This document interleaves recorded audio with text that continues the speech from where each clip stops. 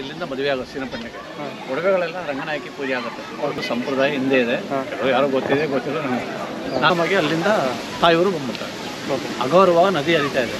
ಇದು ಫುಲ್ ಅವಾಗ ದಾರಿ ನೋಡಿ, ದೈವಶಕ್ತಿ ಇವೆಲ್ಲ ದಾರಿ ಇರುತ್ತೆ, ಆರಾಮಾಗಿ ಹೋಗ್ತಾಳೆ. ಕಾಡು ಮರಳಾಗಲಿ, ಮಾಲಂಗಿ ಮಡುವಾಗಲಿ, ಮೈಸೂರಾಗರಿಗೆ ಮಕ್ಕಳಾಗಿರಲಿ. ನಿಮಗೆ ಯಾಕೆ ಆಮೇಲೆ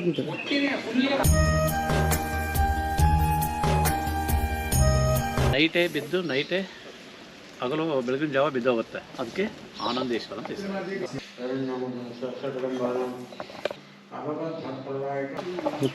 ವೀರಭದ್ರ, ಬೇಡರ ಕಣ್ಣಪ್ಪ ನೋಡಿ, ಕರ್ನಾಟಕ ರಾಜ್ಯ ಸಿಂಬಲ್ಲು.